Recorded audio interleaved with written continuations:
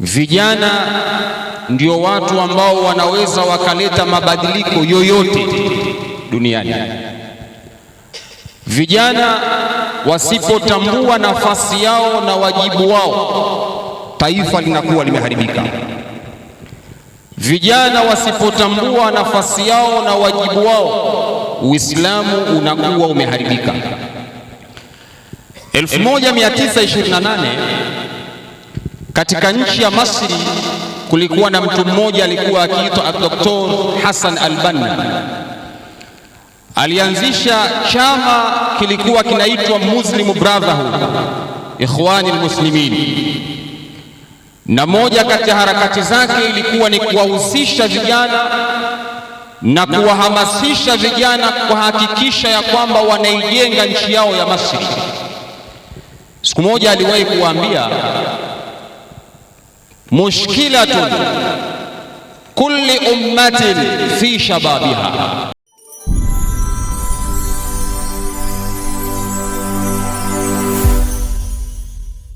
Salamu ala rasulillah wa ala alihi wa sahbihi wa mawala, amma ba'd. Itifaki maana yake ni highly formalized procedure, ni utaratibu uliopangwa kwenye kiwango cha juu, na Mtume anatutaka tuwaweke watu katika nafasi zao pale aliposema anzilu nasa manazilahu, wawekeni watu katika nafasi zao. Nitambue uwepo wa baba yetu, mlezi wetu, mjumbe wa baraza la ulama, imamu wa kudumu wa Masjidi Manyema mpaka kufa kwake, Sheikh Hamid Masudi wa Jongo, Mwenyezi Mungu amhifadhi. Lakini pia nitambue uwepo wa kaka yetu, mlezi wetu, baraka yetu, nadhara yetu, Sheikh Walid ibn Sheikh Al-Hadi Umar wa Kawambwa, Sheikh wa mkoa wa Dar es Salaam, Mwenyezi Mungu amhifadhi. Jazakallahu khair. Kwa kuwataja hawa wawili, naomba mridhie, natambua nafasi ya kila mmoja kwa hadhi yake na heshima yake na makana yake aliyokuwa nayo.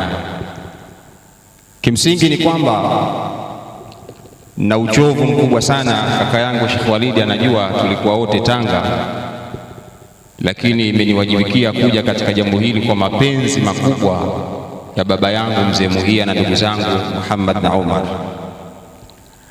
Na hii ni yale maneno ambayo anayopenda kuyasema kaka yangu Sheikh Walid, man kathura asdiqauhu kathura ghuramauhu, yule ambaye atakuwa na wingi wa marafiki, basi na wale maadui zake nao wanakuwa wengi vile vile.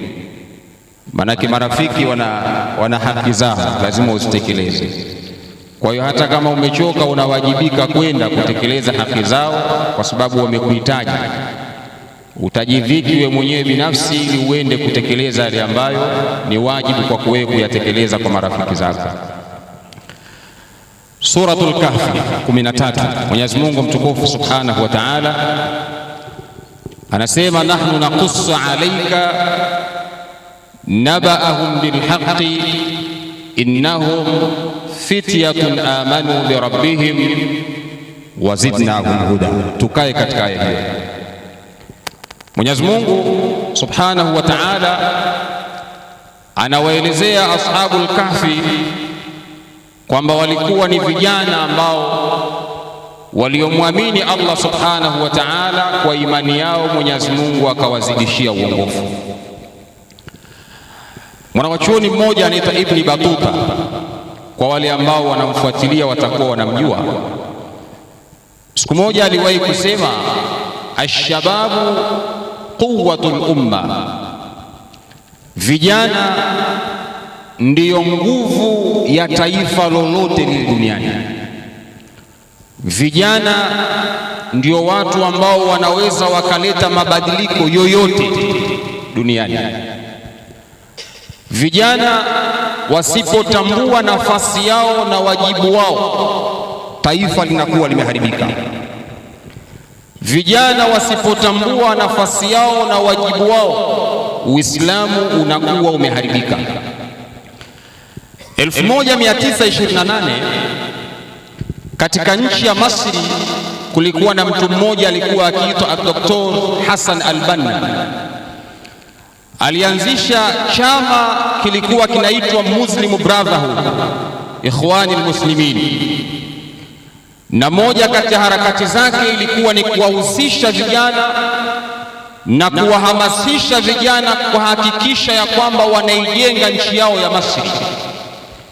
Siku moja aliwahi kuambia, mushkilatun kulli ummatin fi shababiha, matatizo yoyote mnayoyaona katika taifa la aina yoyote, katika jamii ya aina yoyote, matatizo yale yanatokana na vijana wake. Fa in salahu salahatil umma, ikiwa vijana watakuwa wapo sawa sawa, basi jamii nzima na taifa zima litakuwa limesalimika. Mafuhumu mukhalafa, ikiwa vijana watakuwa hawapo sawa sawa, maana yake jamii na taifa litakuwa limeharibika. Innahum fityatun amanu bi rabbihim wazidnahum huda. Vijana wakiwa sawa sawa, wakiwa na imani na sawa sawa, Allah subhanahu wa ta'ala atawazidishia uongofu.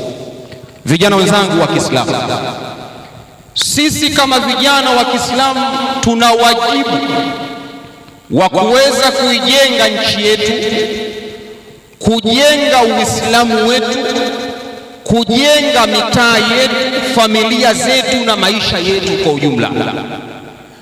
Uislamu unatufunza ya kwamba tunapokuwa vijana tuna wajibu wa kuonyesha impact ya ujana wetu. Ni kwamba kwa kiwango gani ujana wako umeweza kuleta athari katika mtaa wako unaoishi. Ni kwa namna gani ujana wako umeweza kuacha athari Temeke. Ni kwa namna gani ujana wako umeweza kuacha athari katika taifa lako la Tanzania. Ni kwa namna gani ujana wako umeweza kuleta athari katika Uislamu wako. Ashababu quwwatul umma, vijana ndiyo nguvu ya jamii ya aina yoyote ile. Maalasafi shadid, pamoja na masikitiko makubwa, vijana wengi wa Kiislamu leo mentality zao, mindset zao walizojengewa ni kwamba wanaonekana ni vijana ambao hawana impact yoyote katika nchi yao na katika jamii yao na katika Uislamu wao. Lau kama utamuuliza kijana mmoja wa Kiislamu, wewe kama kijana wa Kiislamu una jambo gani ambalo umefanyia Uislamu mpaka hivi sasa, kila mmoja afanye kitu kinaitwa critical self evaluation hivi sasa. Yani ikitokezea mtume ndio amekuja katika hadhara hii amehudhuria, kisha akakuuliza wewe kama kijana wa Kiislamu una impact gani katika Uislamu? Kuna jambo gani umelifanya katika Uislamu kwamba Uislamu ukajivunia kwamba wewe ni kijana umefanya jambo hili katika Uislamu? Umefanya jambo gani katika nchi yako kuleta maendeleo? Umepambana kwa kiwango gani kuijenga nchi yako? Au ndio vijana wale ambao wanashiriki kwenye kuibomoa nchi yao? Au ndio wale vijana kazi yao kulalamika na kulialia? Au ndio wale vijana ambao hawana msaada katika misikiti? Imamu akitangaza kutoa sadaka wanakuwa wa kwanza kunyanyua viatu au wanaondoka zao. Impact yako ni nini katika dini yako? Ashababu quwwatul umma, vijana ndiyo nguvu ya jamii na taifa la aina yoyote. Mtu mmoja alikuwa anaitwa Benjamin Franklin katika taifa la Marekani. Aliwahi kusema maneno ni yanukuu hapa, nimalize nikae chini. Many people died at 25 and antibody until they are 75. Kuna watu wengi sana wanakufa wakiwa na miaka 25 wanakuja kuzikwa wakiwa na miaka 75. Jitafakari kwenye maisha yako kama kijana wa Kiislamu, upo hai au umekufa kwenye ujana wako? Tunalalamika, tunahangaika, tunasikitika, tunaonekana akili zetu zipo dormant, hatutaki kufanya kazi kuipambania nchi yetu, hatutaki kufanya kazi kupambania Uislamu wetu. Tumekaa mahala unalalamika serikali mbaya. Umewahi kuona wapi serikali mwapelekea watu pesa mifukoni? Wa qul i'malu fasayara Allahu amalakum wa rasuluhu wal mu'minun. Mwenyezi Mungu anasema fanyeni kazi, Mungu ataona kazi yenu, mtume ataona kazi yenu, na Waislamu wataona kazi yenu. Sisi kama vijana wa Kiislamu sio wajibu wetu kulalamika, wajibu wetu ni kuhakikisha tunaijenga nchi yetu kwa nguvu zetu. Ashababu quwwatul umma, vijana ndiyo nguvu ya taifa. Na niwaambie, nchi hii ilijengwa na vijana wa Kiislamu. Nchi hii ilisimama kwa vijana wa Kiislamu. Ukisoma katika historia, waziri wa kwanza wa ardhi wa nchi Tewa Saidi Tewa, rudini katika historia, alikuwa na miaka 27, kijana wa Kiislamu alikuwa. Makamu wa rais Mzee Rashidi Mfaume Kawawa alikuwa kijana wakati anapambana kwenye taifa hili. Someni katika historia, waliopambana kuijenga nchi walikuwa ni vijana wa Kiislamu. Ashababu quwwatul umma, vijana wa Kiislamu sio wa kulalamika, ni vijana wa kutenda, kuchapa kazi, kuhakikisha nchi yao inasimama sawa sawa. Hatuwezi kuwa ni vijana ambao tumemomonyoka kimaadili, vijana ambao kazi yetu kutukana viongozi, kutukana watu ambao wametuzidi kwa umri. Uislamu unatukataza katika jambo hilo. Mwenyezi Mungu anatoa mfano kuelezea ashabul kahfi, innahum fityatun amanu bi rabbihim wazidnahum huda. Mkiwa ni vijana wa sawasawa, Mwenyezi Mungu atawapa uongofu, Mwenyezi Mungu atawabariki katika kazi zenu. Mwisho akhira, nimewahi kusoma kitabu kimoja amekiandika Chinua Achebe kinaitwa Things Fall Apart. Aliwahi kuuliza, where are the young suckers that will grow when the old banana tree dies?